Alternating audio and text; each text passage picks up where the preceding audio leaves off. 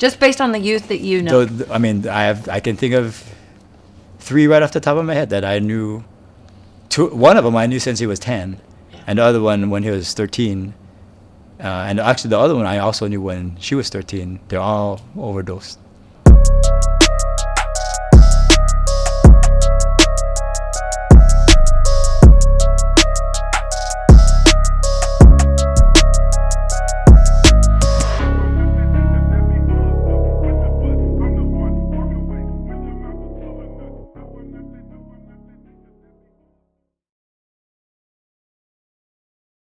Well, Craig, thank you so much for being willing to talk to me today. You're welcome. Yeah, I'm super grateful. So first, I'd love it if you'd introduce yourself. Obviously, your gear says that you are something. So where are we? It's a clue. So anyways, go ahead, let it rip. Tell me about yourself. Okay, well, my name is Craig Hanaumi, and I'm a police officer with the Bellevue Police Department, and I've been in law enforcement. This month will be 20 years. That's a long career. September 2003 was the beginning. Okay. All right. I feel like that wasn't really that long ago, it sounds like to me when I think about it. Interesting thing, I just interviewed somebody earlier that I've known for a long time, and she of course, she's in active addiction, but interesting fact about today's interviews is she also relapsed in 2003, and she's been using that whole entire time. So imagine that. Right. What a contrast. Being under the influence of serious narcotics as long as you've been in this position. So where did you grow up? I grew up on the island of Oahu. Okay. And state of Hawaii. And yeah, from birth to about 30 something. Where'd you go to college? University of Hawaii. Okay. Nice. On Oahu. What is your major in? My major was psychology. It took 6.5 years. To get a 4-year degree, so a little bit longer than some people, but I finished, and that's the main thing at the end, right? You finish, and now they can't take the paper away from you. So, well, I just want you to know you're not alone. I didn't graduate until I was 48, so I took a couple years longer than you. Well, I followed the path of my friends, and they all knew what they wanted to do. My best friend Garrett wanted to teach. My sister, who was a couple years younger, wanted to be a doctor. And so everybody had their path, and I didn't have one. And in the meantime, luckily, the circle of friends I had was really good. So I just, within that circle, I kind of got taken in good directions, at least, or not bad directions. So yeah. I was super lucky. And I don't know if it's connected to, but we work with people that have like bad situations a lot of times. And when we look at that, or when I look at what their situation is, I often think like I was lucky to have the circumstance of having a super solid family setting, like rock solid. Yeah. Didn't have to move around a lot. I don't even understand the concept of moving. Like when my friend had to move away, I remember thinking, "Oh, why do you have to move away for?" Like, I didn't understand. Yeah. And that was so stable. And then on top of that, I had the luxury of having really good friends that made good decisions. And so I was super fortunate because my temperament and my way is to be very kind of, I wasn't necessarily a leader as far as like, oh, we're going to do this, you guys. Like, I was more like, okay, you guys are doing that. Like, I'll tag along. And that kind of mentality is very bad for situations where you have groups of people who are making bad choices, right? And thank goodness I didn't have that, because if I did,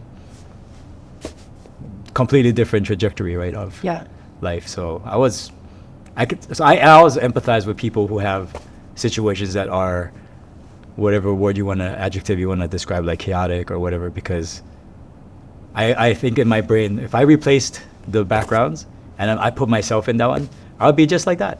And so I feel like that was an advantage. So you can see yourself in other people's circumstances 100%. very easily. Yeah, easy, because I didn't understand. I mean, I understood what is right and wrong, but I also was like, well, you guys are doing that, all right. I might just tag along and see. And luckily, it was all mostly good stuff, so I didn't get caught up in anything. And that was a very helpful thing to have the empathy in our work, you know. And that may or may not be why I feel like it's a little bit easier for me to understand situations. Yeah. For whatever reason, like I put myself in the position like, wow, if I didn't have stability in my home, if I didn't have friends that made all great decisions, I would be doing probably similar stuff to what you're doing. Why did you want to become a police officer? Wait, well, first of all, before I ask you that question, because obviously 2003, how old was I? Gosh.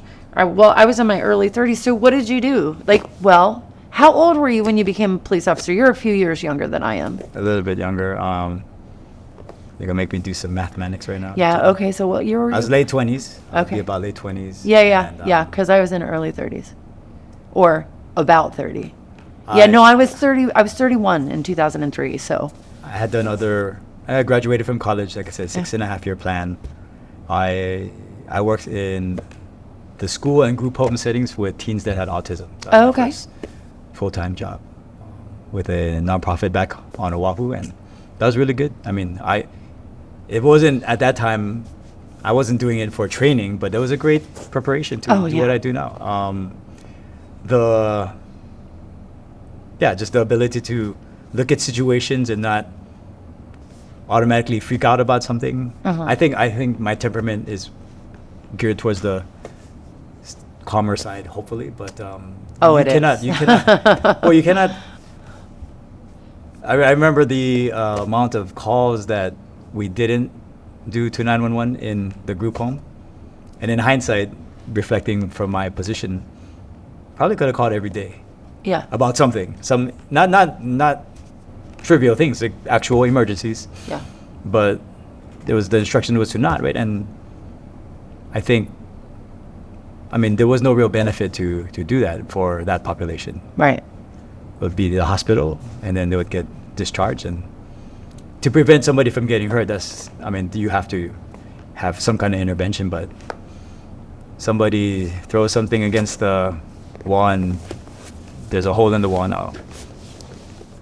It's like, all right, nobody got injured from that, and it was definitely a good preparation to have context to things, versus like black and white. Like, well, that's a crime. It's like, okay, that's something wrong. With certain populations, especially special needs, it's more nuanced, right? That word is. So I did that for 3 years. That was very good. And then I did personal training, and then what else? One more before was that there's a nonprofit that was connected to the family court system on Oahu that connected youth that had some kind of criminal justice interaction connected to using drugs or alcohol. So while they're going to court, one of the dispositions or one of the court orders for the youth was to have to agree to see a outpatient counselor, and that was me. And that was you. That was another good in hindsight preparation for what we do now. And that was the first time when I got to go into some facilities back when they used to let people go into detention facilities for youth, and the first time I realized how much some populations are having. How much of a difficult time they're having to schedule interviews with people, right? You'd have to contact them somehow at school or home or through whatever number they had, and what did they call it? Caseload or whatever many people. There was a acceptance in that position, like many people who do that kind of job, that there's this much people and you'll probably be able to facilitate and coordinate meetings with like this much people. Right. And of those people, what percentage, by the time you get to the end of these people are doing great, it's like a tiny number compared to the people who are 1 not. or 2% maybe. Yeah, it's very small. And that was very surprising, Yeah. And almost a little bit discouraging. Yeah. It's like, wow, this is, I'm not feeling like I'm helping out a lot of people. Or the amount that I wanted to I'm not able to, because these people, they're not even there. They're not even at home. They're not at school.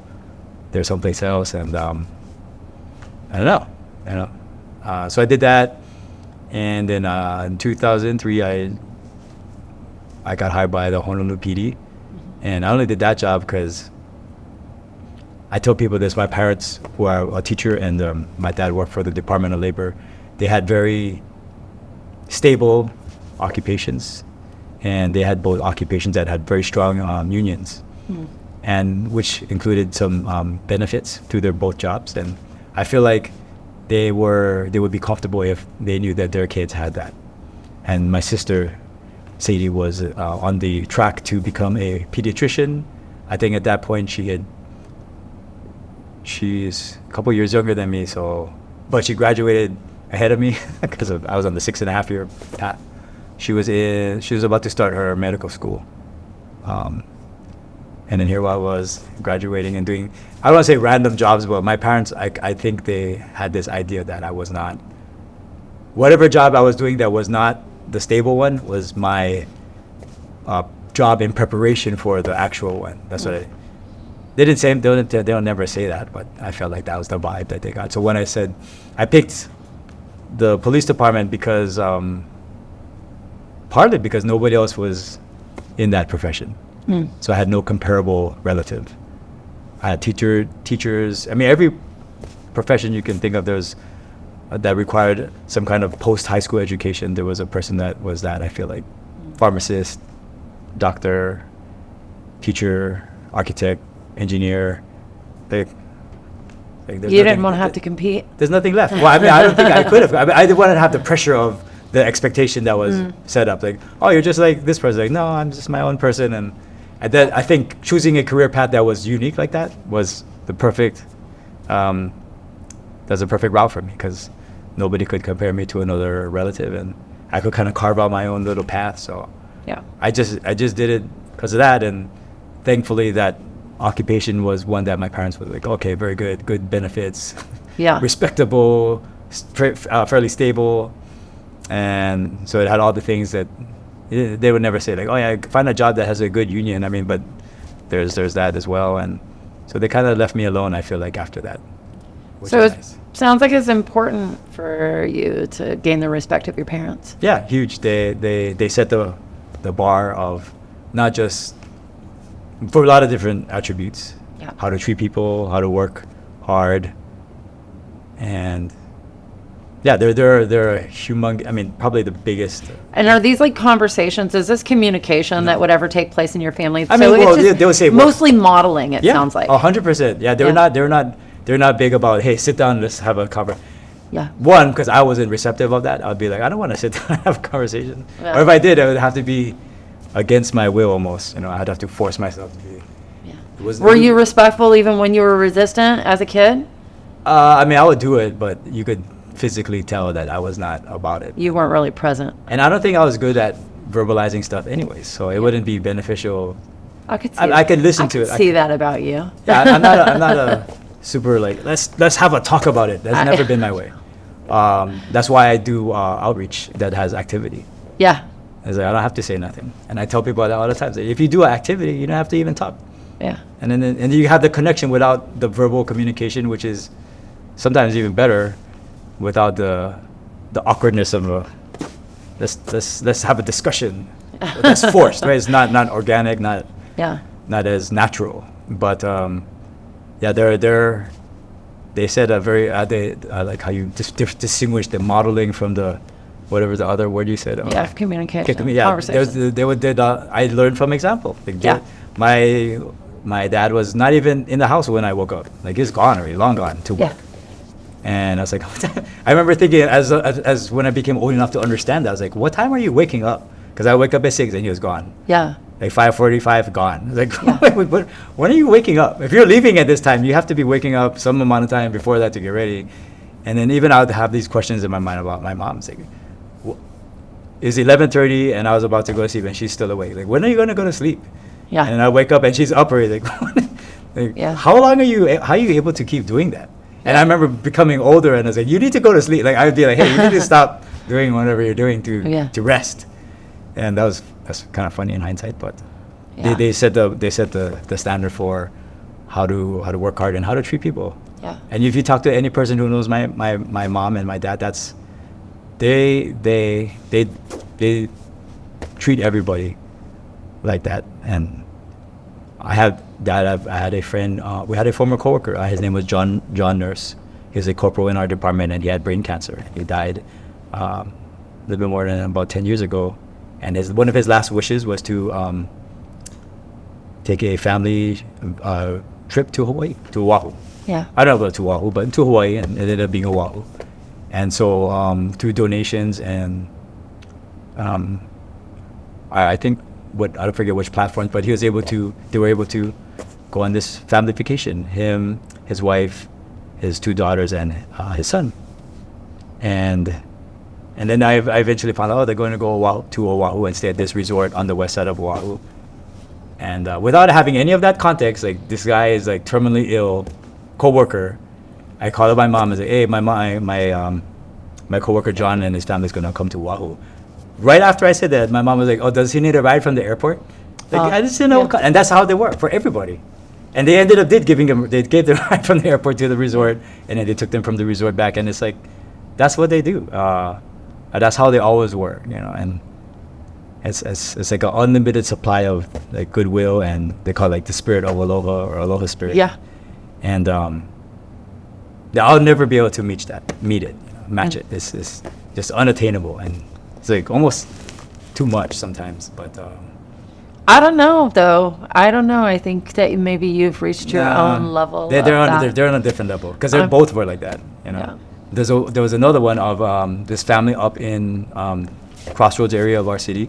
Yeah. A huge family, the Hermosillo family, 11 siblings, which is the same number as my dad. Okay. Has 11 siblings, and just by coincidence, they have maybe 4 sisters, sorry, and one of the sisters was on vacation on Oahu with her friend, and one of their brothers, who I've known them almost for the whole time I've worked here, for at least 15 years. The brother called me and said that, "Hey, my sister and her friend are visiting Oahu," just out of the blue. Like, you didn't tell me they were on Oahu, but yes, they're on Oahu. They're on vacation, and their car got stolen. And so, of course, the first thing at that time, like, what area was this, right? Because they're not gonna be like, "Oh, of course." But the car got stolen, and do you have any kind of connection to like the something? I was like, I only live there. I don't have like these deep layers of. I'm just another person, but. So I ended up calling my parents. Yeah. And then they ended up picking them up, and they stayed the night at my parents' house. Oh, that's awesome. And then the next day, my dad took them hiking somewhere to Diamond Head or something like that. And anyway, that's what they do. They simplify this. Yeah. They call it the aloha spirit back home, man. Yeah. And that was by example I learned that. Yeah. And that was the best way, I think. I don't think it would have been as impactful if they sat me down. This is what you have to do, right? Right. By modeling people, I think you get more. You don't have to. If you have to tell somebody to do something or not do something, it's not as good, I think, than by just do it how I'm doing and don't do what I'm doing, and one way or the other, I think. I'd have to agree with that. I mean, I was just talking about this last night. So I've chosen a person in my recovery that sponsors me, and I told her before. Yeah, I didn't ask for your advice, but I watch what she does because I see the results in her life, and I see how she shows up, and I also want to be able to show up in that way. And so, yeah, I would have to agree. I think that's awesome. It's making me think about my parenting right now. So, thank you so much for sharing what I think is really, really important. So, how long were you a police officer in Hawaii? 3 years. 3 years, worked on the windward side of the island, which is the northeast side, basically. And it was a great experience having to... You can be from the island of Oahu and still not really explore too much of the island. Mm-hmm. Even the people on the outside think how can you not go all over? Well, first of all, if you don't have a car, you'd have to catch the bus everywhere. And it's not the best way to get around, especially if you're a little kid. If you're an older person, maybe you can do it, but it's not a given that you live on an island, like you've seen everything. No. So getting to work in an area that I wasn't super familiar with, that was very good. And the neat thing about that side of the island is they have completely different. What is the right way to say it? There's different. It's almost like it's different cities, but it's almost like different departments because 2 cities in the middle of the northeast area, Kaneohe and Kailua, they're very populated. Lots of people, like, I don't know what it is, 60, 70,000 at least. And then there's other parts of that side of the island, which is the same large, what they call a district, have not a lot of people. Waimanalo and Kahuku, the North Shore, way less people. And the lesson of getting to have basically it was like having to have exposure of working in a different department, but you're working in the same place when you are assigned to different parts of the island. So working in one place that has a lot of other officers versus another place that has one or two, it feels like you're working in a different department, because you can't just ask for another unit or a backup. Or you could, but it's going to take like a long time. And I think that was a good experience to have, the understanding that just reinforce all the other stuff that I experienced growing up about you have to be able to talk to people and treat people respectfully. And I mean, if you don't, whatever your job is if a person was going to, like, if people say, well, you can do this, in very populated areas, there would be more police. And Waikiki, for example, Waikiki has maybe a 3-mile strip, and there's like 3 million people that come through there, or whatever million. So there's about 30, 40 maybe officers at one time in a particular day that work there. And if you had a person that you needed assistance to deal with, there would be 6, 7 people right there. Whoop. And then the contrast with another part of the island, you needed a backup like that, you would take 5 minutes or something. And in context, those two different dynamics, you can be very different. You should be very different if you don't want to compromise your safety to talk to somebody. Because if you said the same thing in an area where, like Waikiki or downtown Honolulu, like, well, what are you going to do? You could, if you said to somebody, well, you're under arrest, whatever, and not treating them, if you said something like, well, you can do this the easy way or the hard way, and then just, set the context. Yeah. If they said, oh, I'm going to do it the hard way, and you have like 6, 7 people to help you, it's like, okay, whatever. And if you did that in the other parts of the island that's more rural, it's not a tactically sound idea if you're going to put it from that context. So just knowing how to communicate with people, I think that was and I had really early on, luckily, good mentors to set examples of reminders of that. And I got to see the benefit in a lot of different cases of talking to a person and then eventually ending up having to arrest them for whatever the crime, like domestic violence or whatever it is. And I actually remember one call specifically that was very early in my career, my first year probably of patrol, that when we had to make an arrest like that, the person that was going to arrest, he was like, I'm not going to go. He was verbally saying it, like, I'm not going to go. Sorry. And that person was the person who I had contacted first. Like, we go to the call, we don't know who's the primary aggressor. We just, whoever's like, oh, you're connected to this, what's going on? And he was the first person I was talking to. And then like the other officers got there and they talked to the other half of that situation. They determined, okay, he's going to be the primary aggressor. And then they went up to him, because I was still just talking to him by myself. I didn't even talk to the other half of that. And they came out, I was like, hey, gotta go to jail. I said, what? Yeah, you're going to jail. And then he started to become a little bit, you could tell verbally he was not. He was getting elevated. He said, like, oh, no, I'm not going to go. And then you can see the elevation of both people, like, oh, you're not going to go. Well, you can find out the easy way or the hard way, but you're going to go. And I was like, oh, here we go, my first use of force on duty. And then I forget how exactly the thing happened, but he ended up turning to me as like, okay, well, if I have to go, I'm going to go with that officer then. I was like, all right, let's go. And then he was like, no, that's a perfect segue, okay? Yeah. Take you into custody and just get out of here and not have to, because the longer it was going to be prolonged, it was going to be more. It was going to be elevated. But why did he do that, right? And in hindsight, it was because I took time to establish some kind of rapport and connection with him. Yeah. And that was the first example. I was like, that amount of time, which doesn't always have a return of something favorable, that clearly paid off in that moment. Because if it didn't have that, he would be, okay, we're going to fight each other then. Okay. And that luckily early on showed me the value of building relationships, and without even the goal of it. I mean, that was just a luckily fortunate byproduct of me taking the time to just understand what the person was trying to say, and not in a manipulative way, but just because it's whatever the outcome of it is always going to be something favorable, almost always. Yeah. And anyway, so that was that, and 3 years of patrol over there, and then relocated to the mainland and came to Washington. So, yeah, when did you come to Washington, and why did you come to Washington? That was like 2006 or 7, and there's a lot of variables. The main was my ex at the time wanted to relocate to the mainland, and the irony of that is, if it wasn't for that outside push, I wouldn't have left. I would still be there right now, back home. And because I had a very comfortable routine, I was working in the area that I was working in. I was enjoying it.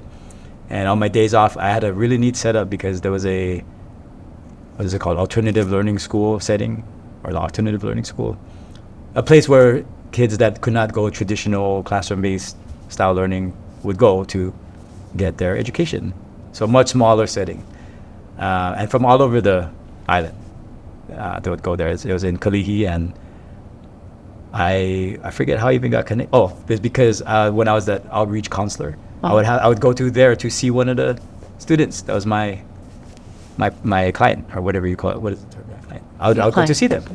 And after I had these interactions, I was like, well, what is this place? It's an alternative learning center. And I remember thinking, like, oh, this would be a cool thing to volunteer at, even though I didn't, just to spend time with different people of all different backgrounds, and they're all there for different reasons. But the commonality was their traditional learning setting was not working out. Yeah. And then when I became connected to the police department, I forget why I probably attribute it to my parents, because that's how their style of living was do something, right, help people, service oriented. And it's like, oh, I should go ask that place if they would mind because actually some of the kids, that was another thing. Some of the kids that were seeing me or had been remember me from as a counselor, they still see me as a officer now, and they were still there, and they were okay with it. They were, because I told them in the beginning, right before I started the academy, I was like, I'm going to be a officer, and they're like, what? Like, why?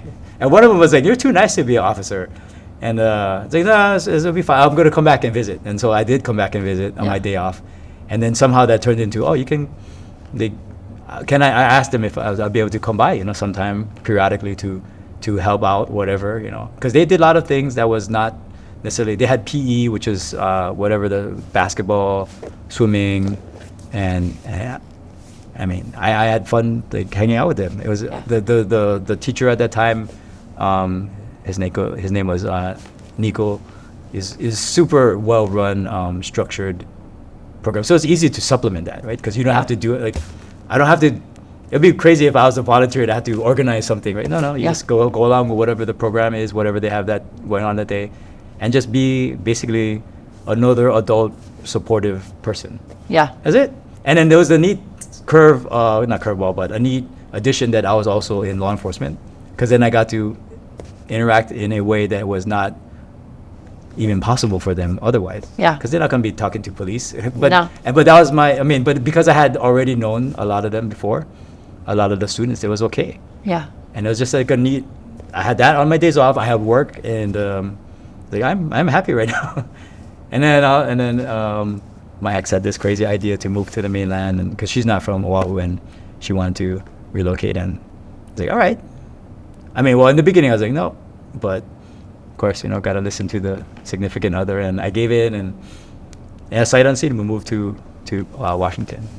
Then I started applying to different departments, and the hindsight plan was, there wasn't really a plan. I resigned from the Honolulu PD, and then I moved up here, and I was like, oh, maybe let me start applying for positions, assuming that I would just get hired by whoever, which is not correct, because the hiring process for in my experience, the hiring process for our job is very difficult. It's not like easy. Takes several months. Doesn't matter if you've been in law enforcement or not. And there's steps in the hiring process that I wasn't good at, like interviewing. I hated interviewing people. Getting interviewed. Yeah. That was a terrible score. Talking isn't your strong suit. That's not my thing. I'd have a hard time believing that right now, but. Well, look, I thought that I incorrectly assumed that I would be able to hand them my file, or And they'd be whatever. like, hey, come on Look at in, it. you're good. Oh, you want to know how I can do if I do this job? Talk to my sergeant. Like that's how I thought the hiring process was going to be. But there's these steps, right? And the steps many times included a interview, and I failed quite a bunch because they would ask questions about. Sometimes it was because of questions about things that I've never done before. Like they said, well, talk about, because there's they call it a lateral applicant, an officer who has experience, and they would ask questions that's connected to our job, and not every law enforcement entity does the same thing for patrol. Bigger agencies like Honolulu PD has like 2,000 officers, and the patrol officers there don't do stuff like write search warrants. That's what detectives do. And so I know one specific agency that asked about, talk about some search warrants that you've written. And I haven't written any search warrants. So I'm sure I could learn how to write a warrant if I had to, but I'm not. So I got a 0 on that question, right? Yeah. And then in hindsight, after realizing I'm not just going to get hired by some agency, I was kind of scared, like, oh my gosh, I might have to pick another job or something. But I think it drove home the point that I have to prepare. I have to, knowing that there's this process that is, whether it's a valid process to confirm you can do it or not. I mean, that's the process. Yeah. Instead of like, go just talk to my boss and just make the phone call. No, we have to do this interview, and then you have to do all these steps, right? So I have to practice doing pretend interviews with myself and get more comfortable to do it, because that's a step in the thing, right? I can't pass that. I'm not going to get hired. And luckily, I was able to be hired by Bellevue. So you had to do things that made you uncomfortable. Yeah. That you didn't know how to do. Well, if I wanted a job, right? Right. I wanted to do something that I was a little bit familiar with, but it worked out. I mean, it worked out really good. It's probably almost as good as thinking about the other agencies that I won't name that I could have worked for. I don't think it would have been couldn't have worked out any better than how it did. So tell me a little bit about like different things that you've experienced, whether it be through patrolling or any other aspects of your job, things that have been hard. Things that have been hard are seeing people make choices that are not the best choices and not being able to stop them over and over and over and over. Same person or not. Similar decisions that just result in some outcome that from the outside you can clearly see will be negative. Being able to accept it, because being upset about it doesn't stop it. And the hard part is, I think we get exposure to a lot of people at their worst points in their life, and not being able to, having to accept that you're not able to, you can possibly stop them by arrest, right? An arrest for some action that is arrestable. But after that's done and the person gets released, if there's no other change, right? They're going to do the same thing again, probably, and you might have to arrest them again. And I think the hard part is not just that piece of it, but that you have to detach a little bit from that. Because if you have full emotional investment, it's going to be too much. And I think I recognize that from even counseling. When I was doing the outpatient counseling and there was a young lady that I met who was actually the same high school I graduated from, which is kind of neat. I was like, oh, this person's from the same high school. And I met her, and she talked about her sobriety. She even said some amount of days. There was some odd number. It wasn't like 20 days. It was 61 days of sobriety. Sober 61 days. It sounds like you're doing great. And I had no reference point for how she was before, right? That was my first contact with her. So I had no baseline of anything. And I said, oh, really good. Sounds like you're doing awesome. And then we'd meet at her school in the conference room of the office or whatever. The first 2 or 3 times it was like that. And I remember in my head I was thinking, like, what is wrong? Like, why does she have to have services? I remember thinking that. Super outgoing, good personality, 61 days sober. She was saying all the right things that made me question why she's connected to this program. Even though, it's court ordered, so She was going to check the boxes and it's going to be done. Great. And then there's a point of time that passed when I was not able to get a hold of her. A couple of times, maybe a couple of weeks in a row. And then I forget how I found out, but I think one of the other, some point of contact could contact me, said, oh, she's in the detention facility. I was like, oh, that's interesting. And so I was allowed back then. We could go visit a person in the youth detention. So I went to visit, and then at that moment, she told me, "Oh, all those times that I was talking about sobriety and all that, I was lying. I was using every day, and that was all just made up." And I remember I was very surprised by that because I wasn't trying to. I don't know what the right word is. I don't want to say I was too optimistic, but I was just believing everything that she was saying. I was just, oh yeah, she's saying it must be the truth. Right. And it clearly was the opposite of the truth. It was the opposite of what she was actually doing. And it made me for some reason, I was very impacted by that. The right descriptor is it's not offended, but it was very, very surprised that, first of all, why would,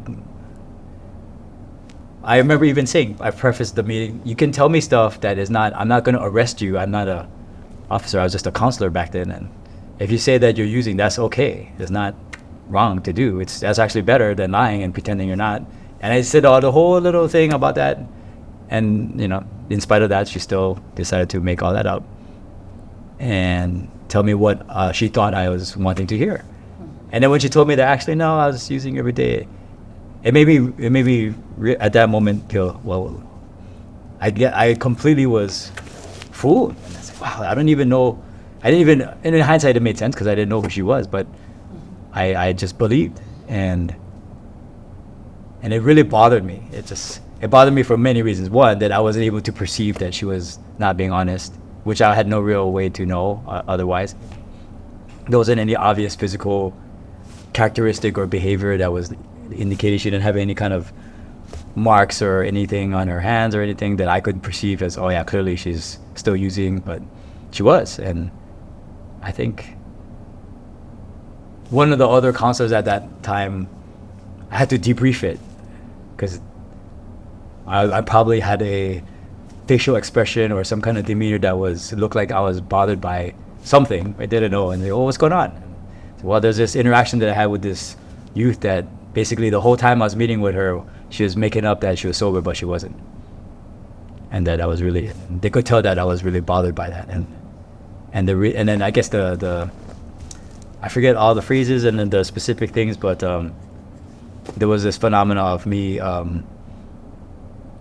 there's too much investment or too much attachment to the point of, well, their decision is not my action, it's their decision.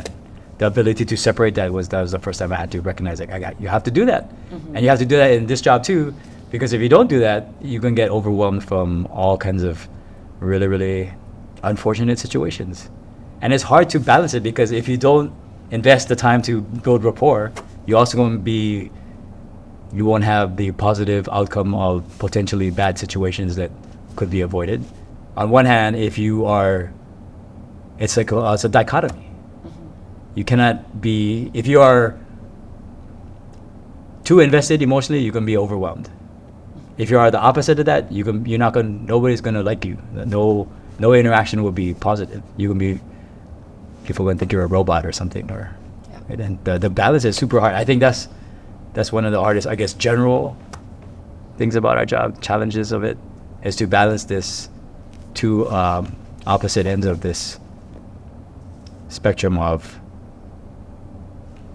because clearly caring for the community is good. You should care about the community, but you also shouldn't care about the community to a point where if something is connected to it is negatively impacting, because you could have multiple things like that. There could be not just one family, like 3 or 4 families going through all the crisis that they're going through, and that's a heavy weight, right, for a person, because the more connection you have, the more you will feel it, and the more you feel it, obviously, the more it will impact yourself in a not good way. And I think that's hard to people went back in your time when you was going through your all your issues of things. There's many parallels like we talked about, and when people generally in the average population have traumatic experiences, it's a very small number. But then for our jobs, first responders, we get exposed to whatever many hundreds more than average person. Yeah. And in similar ways, just like, a person who is living in a lifestyle that's not the best, same thing. It's like you see all these things that multiple times more than other people would see in a not good capacity. And there's a cumulative effect of that I think it adds up. And so to invest yourself into the job is good, but to balance it by not over-investing. It's a constantly reoccurring challenge. Yeah. And I've definitely had to pull back many times because I'm proud of the work that I do and that we do. And then on the other side of that, it's like, that's not who I am, right? That's not, what is the line of the separation of that? And I think a lot of currently the hype of health and wellness in the first responder community is connected to separating. So it's almost like in some capacities, I'm doing the opposite of what the recommendation is. Because you don't want to have that connected because the job is not defining you, right? The job is not who you are. And it's just what you do. It's what you do. It's supposed to be what you do, right? Right. But when you have characteristics that are like trying to help people, and your job is what? Trying to help people, it becomes very blurred of that. So Absolutely. Do you like driving fast? I know you do. Not because of any kind of expectation, but you've told I've heard from, Gia tells on some me. people. Yeah, some that people, you some have of your friends. You have a lead foot, but that's okay. I luckily don't like to drive fast. So, okay, so one of the things I know about you is that you are still really involved with youth, and I was going to ask you how that really happened, but obviously you pointed that out. And so what I would like to know is, and I would love for you to tell the people that are watching, how did you get connected with working with youth here, and talk a little bit about that? How did it start here in Bellevue, and what does that look like? When I was in college, about to graduate, during my 6.5-year plan, my good friend Ira worked at a school across the street, a charter school, which was a K through 12, a smaller school that he taught band at. And I played trombone, and he asked if I'd be interested to help out in his band class part-time. I was like, oh, that'd be cool. I get to help people learn how to play the instrument. I was gonna say I'm a specialist, but that's the wrong word to describe my skill set in trombone, because I play that instrument, and I would be able to teach somebody, I feel like, the fundamental pieces of that. And so I got connected to his school as a part-time band tutor, I guess, working with the trombones, euphoniums, tuba, and that was a neat thing. It was almost like full circle, right? I had great teachers as a kid growing up in band specifically, and music was a huge component of who I am as a person, and my best friends is all in music too. And there's a new way to come full circle, and now it's like, I'm teaching another generation of people to have the same appreciation, or try to have them have the same love and appreciation for this amazing thing. And that was great, and that was the double benefit, because I got to connect and do that through a thing that I enjoyed doing by myself, and then with helping a group of people, like I said, experience the amazingness that music is. And so that piece was missing when I moved up here, because sight unseen, this whole new city, nobody, don't know any person. So I forget how I came across it, probably just from the internet searches, that they at that time had this volunteer program in the school district that would pair up a person with a particular teacher of a specific subject that they would like to help the teacher with, and it was music. So a big band, and I got connected to a middle school down the road here with a band teacher. His name is Andy Rubish, who I still keep in contact with. and he taught middle school band. So it's like almost the exact same thing, like 6th grade, 7th grade, 8th grade. And at that point, it was for multiple reasons. I wanted to still have connection to music because I couldn't play. I didn't have any. None of my friends were here would do like Christmas low brass ensemble music during Christmas time, pretend like we're professionals playing at some mall. And we actually got little contracts to play at certain places for like half an hour at a time. And I missed that. So I was like, I can have this connection to this thing that I really enjoy doing, and I can help people, and I can help people that are living in the community. So it's like double, triple win. And so I started with that, and I did that for about 2 years, and that was really, really good. I think the other interesting thing for me, because I said already many times that my typical demeanor is not to be super outgoing, and that's not my way. It's not my temperament. I have to do that for work sometimes, and not knowing any person in the city, I thought to myself, how can I practice? How can I get comfortable with interactions? And I always felt like when it was dealing with youth, besides the fact that I felt that I could relate, which I mentioned before about a person's upbringing or background that was not stable and how to connect like that, I always felt that there was less judgment. Or not less judgment, there was more ability of being genuine. So if a kid didn't like something, I feel more often that they would say that they don't like whatever it is. They wouldn't try to put a front of something, which I feel like sometimes adults do a lot of. Like, oh, this person, you don't even know if they're how their real feeling is because they're not telling you. But I feel like kids don't do that. They just they don't like something, they can tell you right away. Like, no. And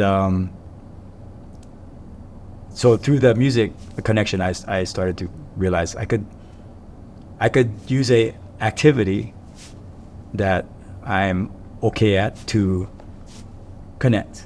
Mm-hmm.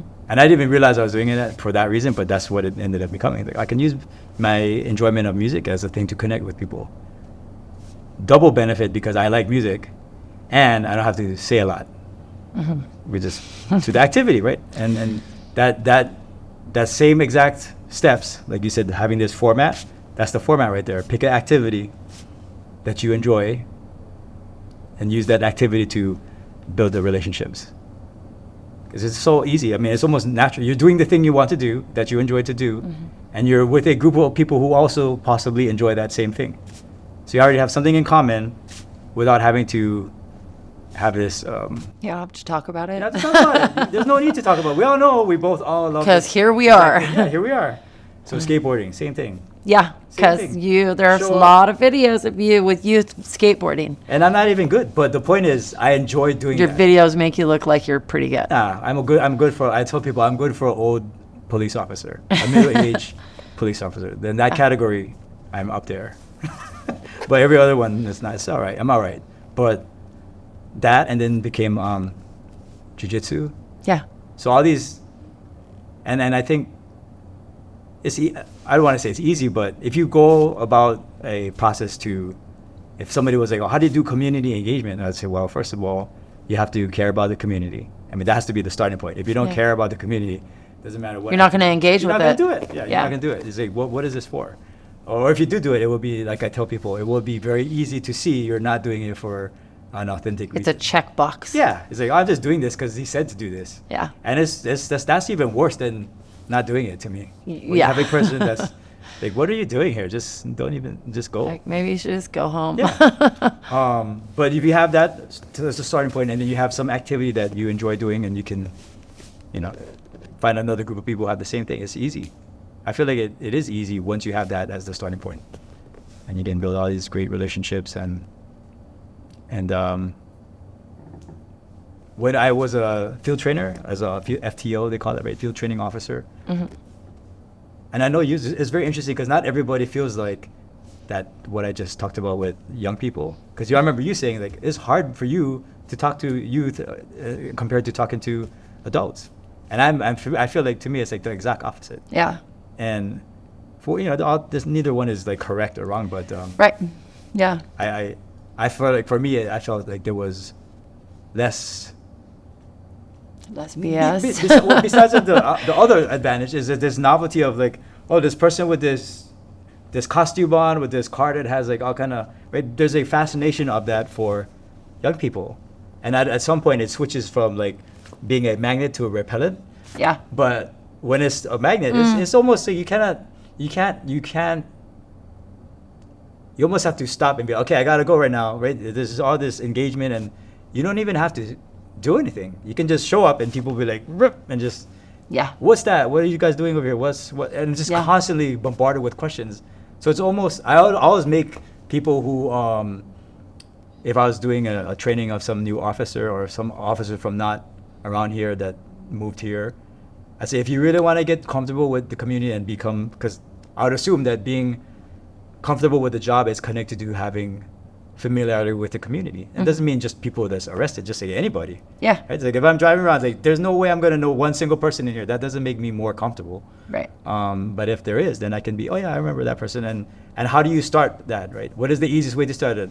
Go to a place that has a bunch of young people, and then you don't even have to do anything. You just stand right there, and then you're just going to get bombarded with all kind of questions and engagement. And that's why I feel like it's easy in our capacity when we have that opportunity. And so places like Boys and Girls Club, Salvation Army, Jubilee Reach, Youth East Side Services, the YMCA, they have all different after-school programs, summer programs, and they're all really welcoming to us. And I mean, again, I don't want to say it's easy, because I know to some people it's not easy, but if you have those pieces all set up like that, and you have a person whose their intention is to in a good way, I mean, every piece is in place to have a great interaction, and then you just repeat it. You just do it again the next day, and then what the benefit of that. The framework. Yeah, that's the framework right there. Yeah. I should write that down sometime, but that's what it is. Because of your vast relationship with young people in the community, I'm just wondering, because we know, and I'll get into some other questions here, but we know that a lot of our young people, a lot of our youth are dying right now. Yes. And so do you have anything? I mean, I know that and I know some stuff, I just don't want to be the one to talk about it. And so I just wonder if you want to share about any of your experiences with loss, especially with some of the most important humans on our earth. The emotional weight of that is way heavier for an individual when they have the connection, right? It's way less, it's much more difficult to detach when you have the connection like that. And it's almost not even human to do, right? It's like, wait, if you know that person, you're not going to be like, well, that's unfortunate, good luck. You cannot do that when you have the connection. And when something bad happens, it's very, I think that the compounding effect of not just one instance of that, but it could be more than one through the course of a time span of a career. And I think I mentioned before, but if you tally up the amount of young people, if your approach is get to know people's family, get to know the community really well, because the byproduct of having good relationships is a lot of good stuff. The downside of having that is that there's weight of the emotional toll that comes with a loss. And I have not. There's other officers in other cities that have probably experienced much, much more of that in their career than I have in my 20 years so far. But the amount of what I have experienced is still a lot more than a typical person, I think. And for, like, if you were to count the number of people that I knew personally on a basis that's beyond just, oh, that's that person who always stands by the thing, by the school or in the mall or the park, but knowing the person's name, the family, their living situation at home, what their hobbies and their interests are, what makes the person upset, what their challenges are, all those pieces, right? And the amount of people who have something happen to them that are young, like 21 and under, is a lot. like 6 or 7 at least, and it's to think about it and just process it. It's a heavy topic to do. Like one of our students who used to live in the city had their funeral yesterday. A 20-year-old Jaden. Having one instance like that is a significant one, where you have one friend or one person, but you have multiple people like that have had some kind of experience of not being around anymore for whatever the reason is. It's not normal. It's not typical, mm-hmm. And the more that you have of it, it's a heavy, it's a toll that is cumulative.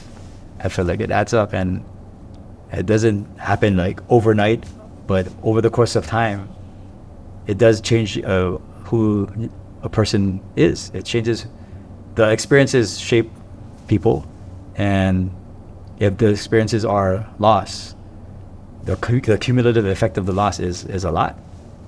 And like I said, back to the dichotomy of that is there has to be the balance of that, right? Because that could almost easily negatively impact the person that's in the outside circle of that. Like, I wouldn't consider, I'm not the family of the person, but I'm still connected to them from knowing their family, knowing their brother, sister, their mom, their dad, and the friends and everything. And I think the downside of our job, I don't want to highlight the downside, but one of the downsides is you will be exposed to a lot of stuff like that.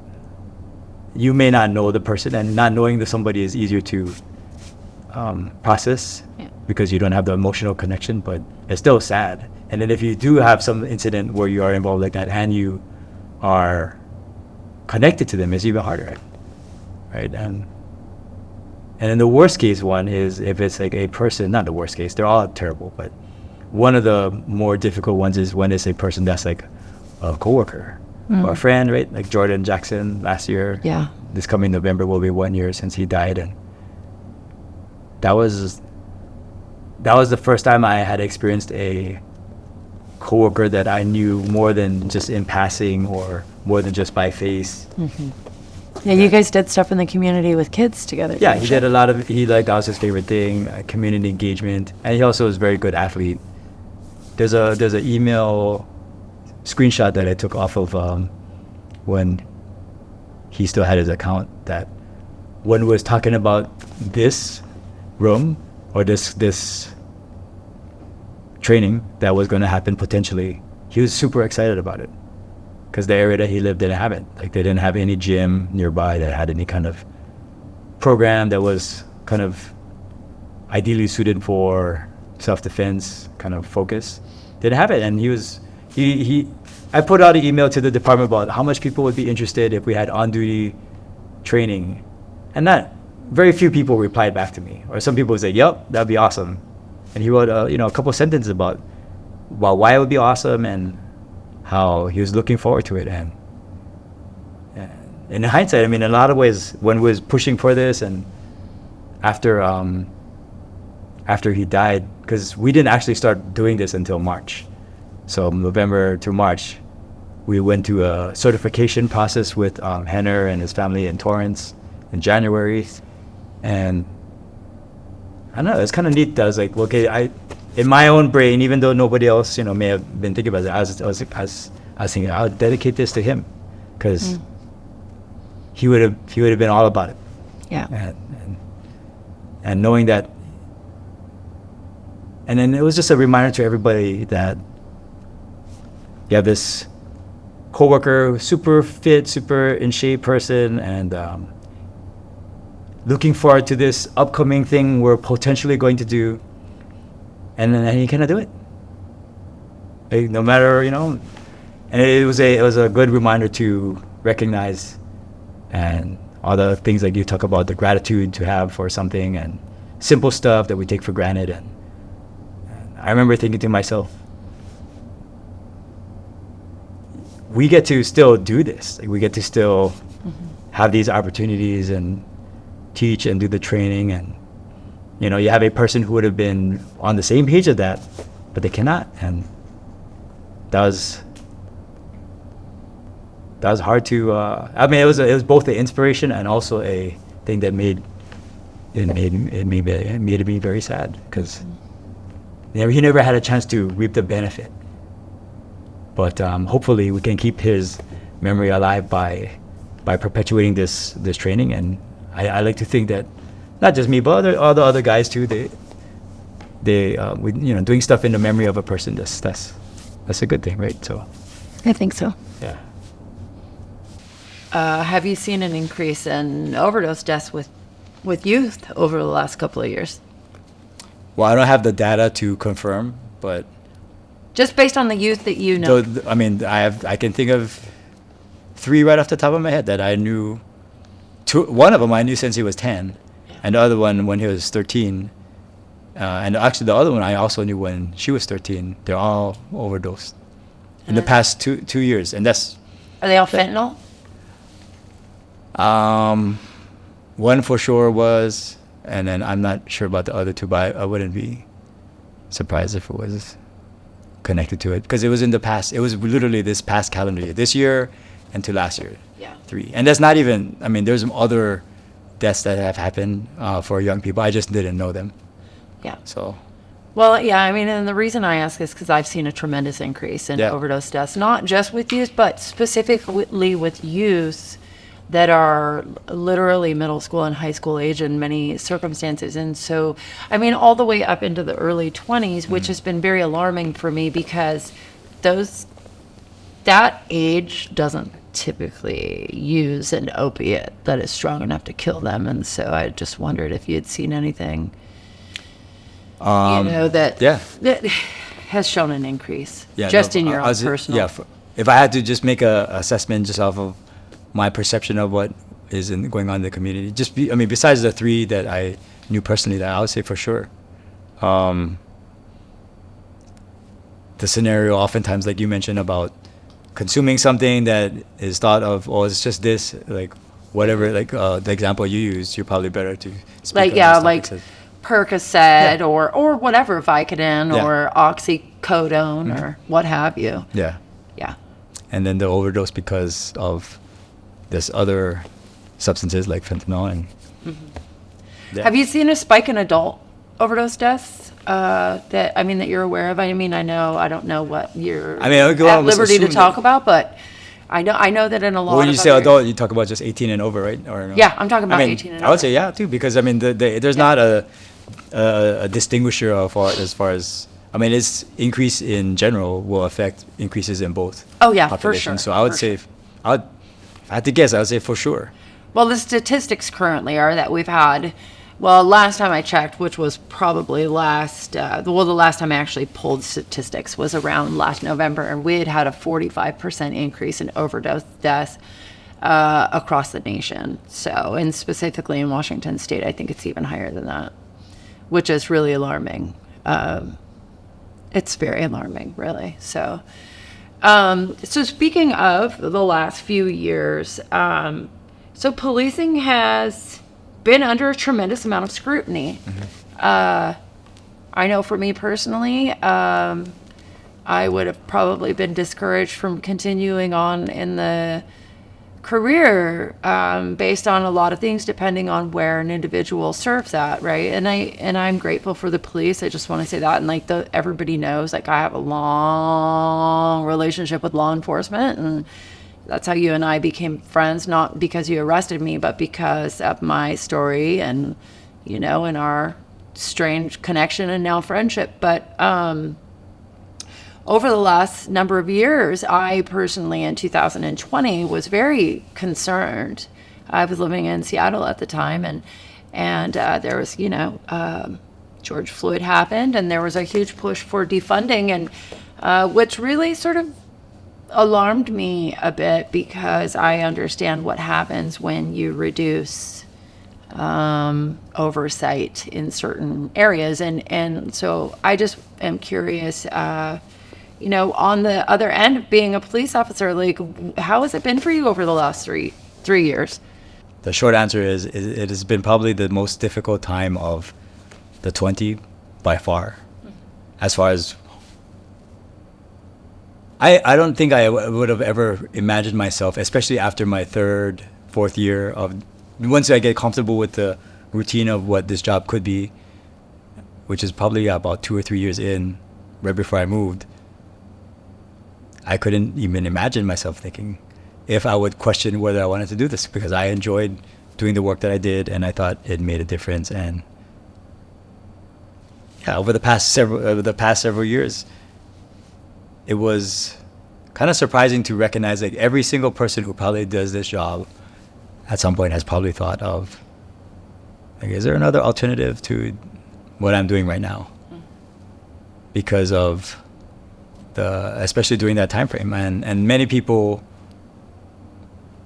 chose to change careers, especially if they're skilled. And like many people have multiple talents and multiple skill sets and other things that's not connected to our line of work. And if you did have that during that time frame, it would be wouldn't really make sense to not explore that as a possibility.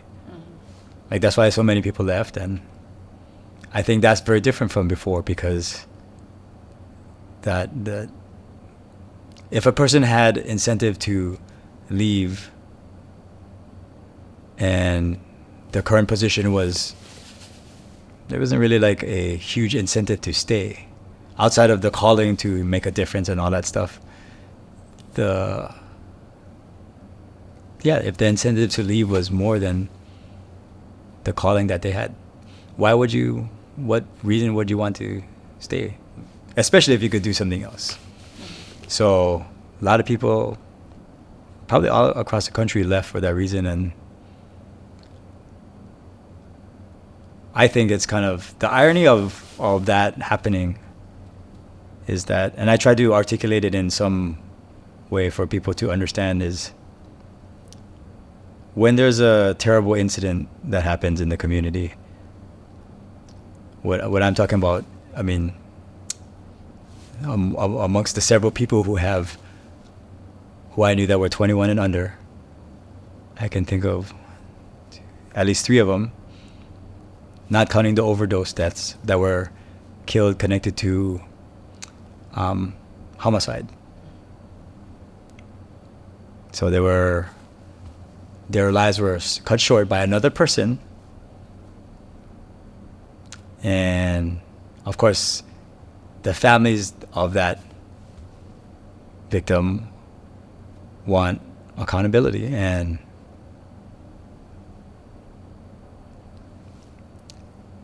very interestingly, the people that were the families of those young people, including the young person too, I mean, not that it makes any difference, but they're all minorities. And then, so you have this terrible thing that happened to those people, and you have the family who's obviously devastated by it, who wants the accountability for the actions that happened to their son. Who is holding those people accountable? Who is advocating for the families that want the person who committed that crime accountable? Mm-hmm. And if you think of it in that manner, I mean, aside from law enforcement, what other entity is doing that? And I brought up the word ironic because there's a perception that the role of our job is the opposite, right? It affects it negatively. People have a idea and a belief that it negatively affects communities of color, and that's fine. I can respect the opinion, but just from my own personal examples of those situations, I have 3 deaths that are murders, of 3 young people that are minorities, which, like I said, doesn't make any difference, but they just happen to be all different ethnic backgrounds that's not white. Like, who is the people that's advocating for that person's family? Mm-hmm. It's us. And if it wasn't for that, like, who would eventually hold whoever committed those horrible actions against those people's kids? Who would hold them accountable? The answer is like nobody. And Especially right now. well, yeah, I mean that's what a lot of people say, right? And I think, you know, like people can believe whatever they want, and I almost appreciate when somebody is at least honest about their belief of if a person doesn't believe in the idea of public safety or law enforcement. I'd rather know that upfront than a person pretend like they do but they don't, because then at least they're being honest. And there's people that vocalize that and specifically say, like, if there was no law enforcement, I think there would be improvement. It'd be better than what it is right now. And I respect that person's opinion. I mean, they have a right to think whatever they want.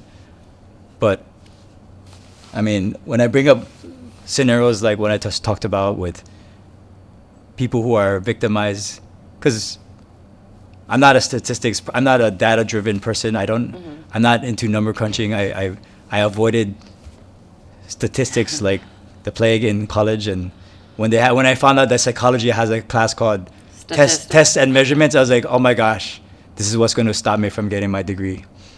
That's how much I am a fan of that. But if you look at the kinds of communities that are affected by crime, it's overwhelming majority is communities of color. And I mean, like I said, just anecdotally from my own personal experience, when we go into communities that have low or fixed income, which people don't recognize, our city has King County Housing Authority. Oh, it's all over out here in Bellevue.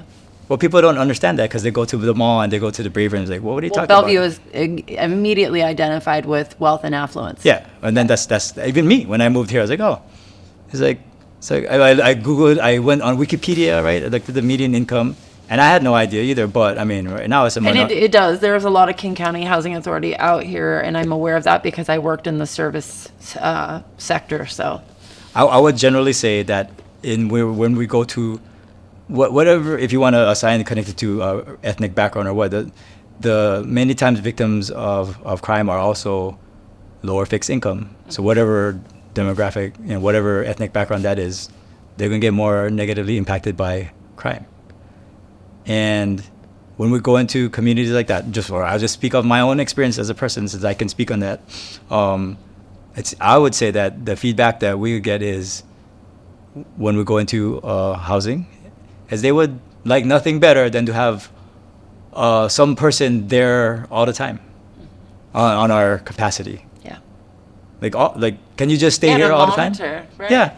Like, no, we can't stay here all the time, but we will come when we can and when we're called, obviously, for service. But it's such an interesting contrast from the narrative sometimes, and I don't want to say it's confusing, but I'll say it's very interesting that the people that are directly impacted by crime and things like that, as the victim of some unfortunate circumstance like property crime, where they cannot afford to buy another car or fix something if some car gets broken into or stolen because they need it for their 2 jobs.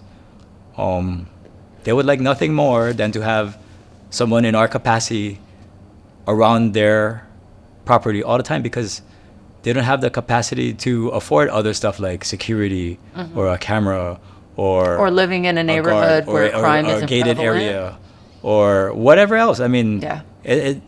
It's so there's a huge amount of irony in that, and that's fine. I mean, it's interesting that sometimes it's pointed out, and I guess people don't recognize that. But that's all I want to say about that. It's just my personal experience with communities that have the unfortunate situation where you cannot afford. They're actually the most grateful of all the communities, which is why I like working with them the most, because I can really genuinely tell that they appreciate.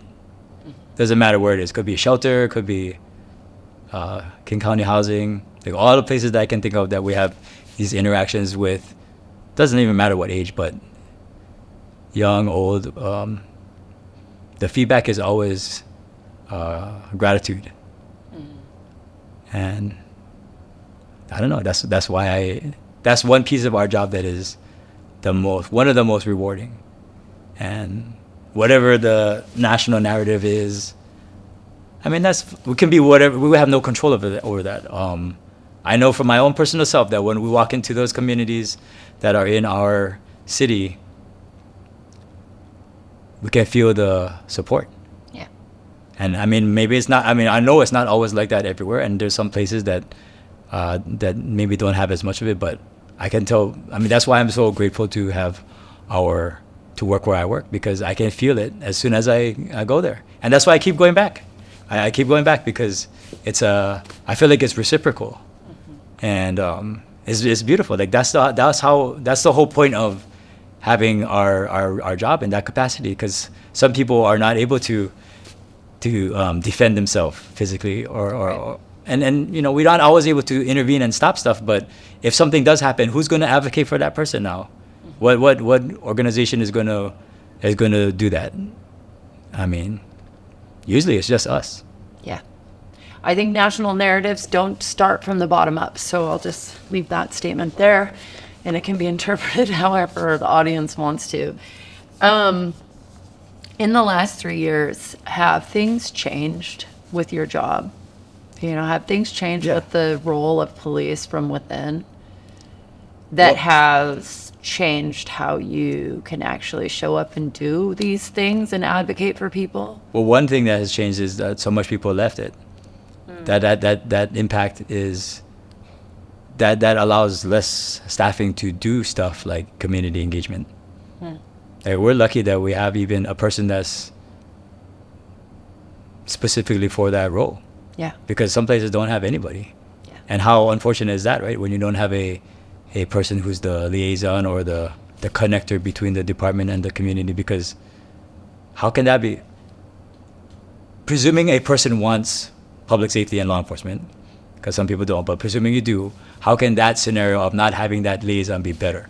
It's not, right? It's clearly not. And sometimes due to the amount of personnel that's not there, you just don't have that.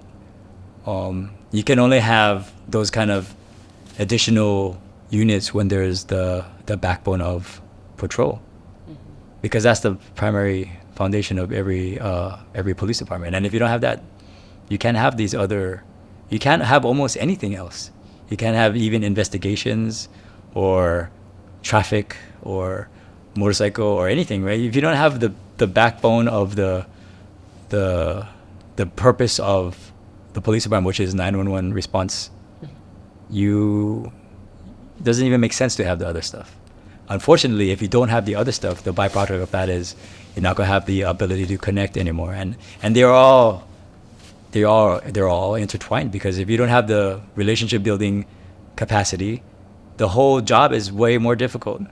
Yeah. So, and in a patrol capacity, it's not impossible, but it's a little bit more difficult to build that, because you don't have the amount of time to invest. You don't have like a large amount of time to invest sometimes, or sometimes you don't have any time. Do you find that people view you as more adversarial if you don't have that time to invest and to engage? And well, of course. I mean, because you don't know. It's like any interaction between a person and another person that they don't know. There's an amount of reservation, and if you don't know what their intention is or who they are, it's much easier to do all kind of stuff that's negative, stereotype and generalize, and that's almost understandable, because how else would you gonna if a person had no context of what our role is, or they not no context, they had no direct interaction, what are they gonna base it on, right? It's gonna be TV, movie, newspaper, internet, whatever else. The telephone game, which may or may not be accurate, right? And right. if somebody comes from another country, like first generation families from other countries, it's going to be based on their interaction with law enforcement in their country, which is completely different from over here. Yeah. And so I guess the point is, the challenge is super important, but to have a person or a unit that is responsible to do those things it's based on the overall staffing of the department. And then and then the hard part is, how do you prioritize which one is the most important? I mean, they're all important. I mean, you need the investigations to investigate crimes, because how are you gonna hold people accountable otherwise, right? You need that piece too. And there's like this, and I guess the domino effect of having less staffing is you have less of the whatever auxiliary or the supplemental positions that actually help make patrol's job easier, right? Because I would have a hunch that if a person called 911 and some officer showed up and they had never met any police before in their life, there's going to be less comfort in that interaction just off the bat. But if it's our department and somebody met me before, they'd be like, "Oh, do you know Officer Craig?" And they'd be like, "Yeah, I know Officer Craig." And then right there, that's a chance to have dialogue and rapport. Just not even the intention of my initial interaction with them, but that's the byproduct. You get almost like this sort of like a little connection, right? Just like if I knew one of your friends, like, "Oh, yeah, you know that person too," and it's the same kind of dynamic that, I mean, it makes every single piece easier, right? It makes even, and so there's two sides of it, because there's the people who think, "Oh, there should be more of that," and there's the other kind of population who thinks that's a waste of time, right? And it's interesting that they're not usually the same. It's two different groups of that. It's like, "Oh, that's not police work. Police work is arresting people." And you have on the other side is, "No, you guys need to do some more not arresting people, and or more relationship building." And for the people who would say that, "Well, what does interactions like that have to do with our job?" Because even probably some police think that, like, my job is to hold people accountable. That's it. And that's, I mean, that's partially correct. But if you expand on that and say, well, would you rather have this person, if you had to have a scenario where you had to take somebody into custody, would it be easier or more difficult if they had some kind of connection with you? I mean, can't say for certain, but I've seen many, many times where force was not used at all because of that connection. Not in an arrest even situation, just in like an overall, if somebody knows you as a person and you're acting in a way because you're very upset about something, and your first exposure to another person was that demeanor, they have a harder time to engage with you. But if I say to you, say, "Hey, what are you doing? Calm down." Like, I can say that because I know you, and you can say that to me because you know me. And it's just the ability to do so. You invest this amount of time to build a relationship without any kind of point of knowing it's going to return in any way, because that's not the reason why you're doing it. But when it does return, you cannot put a price on that one. It's almost, it's priceless, because you cannot create that in that moment, this rapport, or if you try to, it's going to take a considerable amount of time, right? If you have it already beforehand, like I said, that's not even the point of it. That's just a byproduct of it. But the point of it is to build relationships because you care about people. But the other additional benefit is, if sometimes things are heated or there's a hostile situation with a person, how many times, I can't even count how many times where you have the connection already. Not just me, if it's any officer who has that ability. There's automatic de-escalation. Yeah. Just by that person seeing that other person, like, "Oh, okay, I'm going to talk to that person now." And it's, I don't know, it's just, I mean, one of those happening is worth it already. But it's not easy to do, because first of all, if your point is to do that, if your point to engage people is, well, when this person is in crisis, I'm going to be able to talk to them, that's not even going to be, it's the wrong reason, you know. It should be because you actually care about them. But yeah, this is a huge benefit to have that, and we're lucky that we have that opportunity, or I have that opportunity to be in the position of doing that. And you know, it's a needed thing, especially now, I feel like, because when you don't have that option to interact, where are you gonna, what are you left with to obtain information about our job? We have community academy twice a year. You know, so that's another activity that people who live or work in their city can have chance to ask questions and get to know what exactly is that we do from as the source of it. You know, I don't know.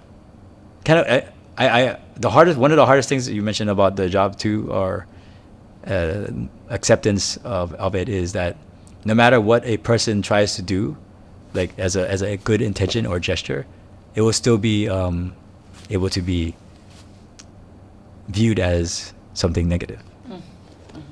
Right? No matter what. I mean, save somebody's life somehow. Say, well, that's what you're supposed to do. Right. Instead of celebrating, like, oh, you guys did a good job. It's like, no, that's your job.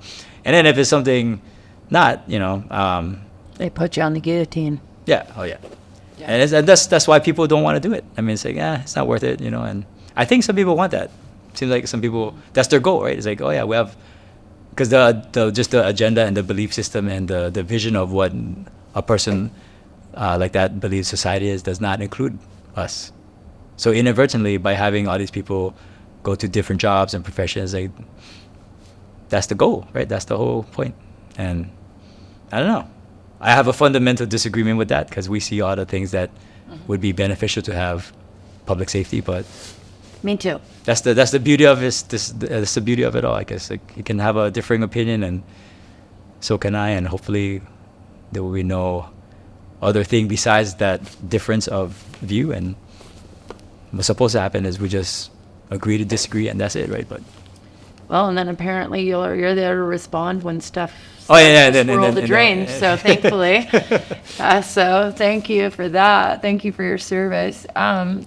I guess we can wrap it up by just wondering if there's a message like that you want to share with those who are going to watch this episode. Like, what would that message be? Just and about whatever. Could be your philosophy on life. Could be whatever. I did some presentations to high school and colleges. I wouldn't say what specific college because there was one college that I didn't get asked to, but I offered to present something. And then I went and I presented it, and then I didn't get invited back. So apparently it was, and not only did I not get invited back, there was no even a reciprocation of response after Oh, that. Interesting. I was like, I just wanted to let you know I appreciated the time, like nothing. And then some time passed, like, hey, checking in, something, nothing. So anyway, the idea of, I feel, I tell those age groups, especially young people, is seems like nowadays, due to many reasons, the ability to think critically doesn't happen anymore. And in places where you're supposed to do it, like college or even high school, like nobody does it. In adulthood, regular routine life, people don't do it a lot of times because it's too much work to think critically about something. You don't have time to think critically about every single thing, right? You have to go about your day with the other responsibilities, so you kind of have to trust that whatever source you are hearing information from is correct, and then that's it. Seems like people connected to education, I don't want to generalize, but it seems like many times that component of making your brain work is ironically not done in the place where you think that's where the one place it's supposed to happen. And yeah, whatever a person's viewpoint on our job is, hopefully it's from a standpoint of having some information that is correct and true, and then you can think whatever you want, right, based off of those pieces of information. But if it's from something else, I guess, yeah, it's just to think critically and have an open mind. I think that's a good way to go about any kind of, I try to remind myself of that too. I mean, it's an ongoing thing, and it's not easy to do because it literally takes more work and more time to do those things, right? Instead of just accepting whatever thing that is being said or told to you, for anything. And I think nowadays it seems like there's less of that. And that whole term, like critical thinking, I don't know at what point, because it's been many, many decades since I even went to school, and I'm not trying to go back there, but seems like I did more of that than right now. And if I go into a classroom or talk to people, right? Indoctrination, that phrase is, that word is used a lot. And anyway, just whatever, since I'm an officer, I'm not asking anybody to like our job or our role or me or anything. Just whatever formulates that person's opinion about something connected to us. Just think critically about it. That's all. How can people find you if they want to follow you? I have a little Instagram thing. It's my name, Craig Hanaumi, and just the regular spelling of my name. I had started doing that just as a way to show my friends that things were happening in connection to our job that was not negative. Because there was a point when I started, it was about 2015 or 16. I wanted to have a platform to share some stuff that's contrasting whatever was on national media. And I was like, well, at least my friends can see it. And that's how that started. And I guess the crazy part is, like, you can think of that as somebody who's anti-police. They would look at it and be like, oh, that's just propaganda. Or what do people call it? Propaganda. Whatever. I mean, you can think whatever you want. Like, it's not actors or actresses. And I think there's a big,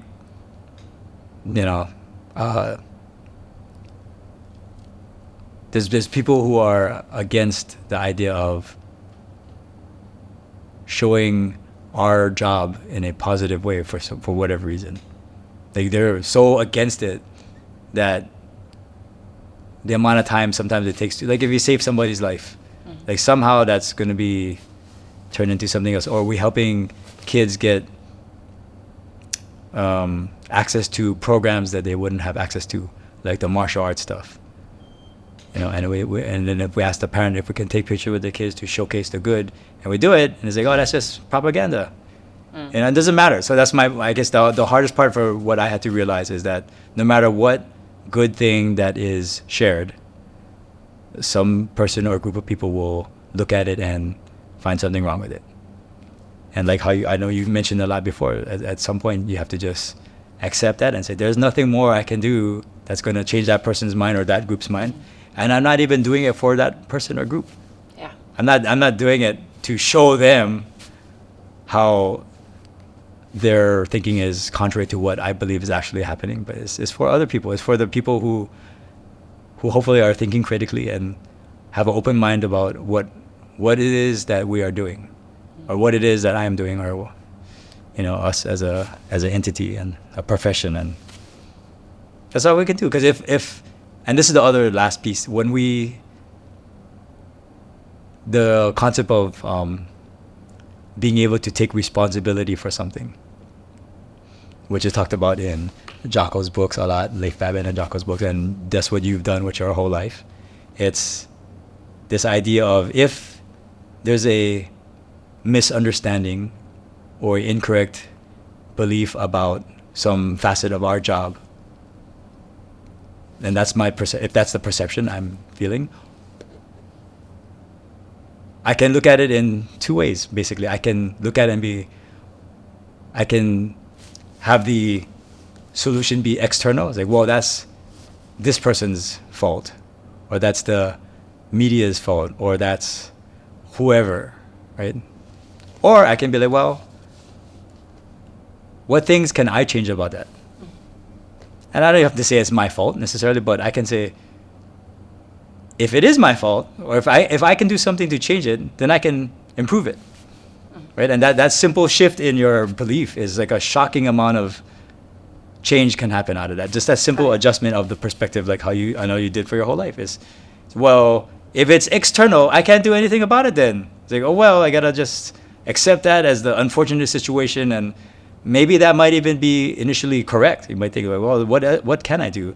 But if you ask yourself the question, like, what can I do? Then you start to formulate solutions, and you can actually make a change of something that could actually impact the thing that you used to think is not even changeable. And I appreciate that you have been a living example of that, and to such an extreme extent of it. It's like, man, if a person like you can do that much, make that much of a difference in their own personal development of their life, and then I can certainly try to do it in a lesser capacity of something like police perception in the community. So, well, I'll try to help you with that one. Here you go. Yeah. Thank you. appreciate you. Yep, I appreciate you too. Oh. Okay, Craig, look, I just sat here and interviewed you forever. Can we do some jujitsu now? Let's do it. All right.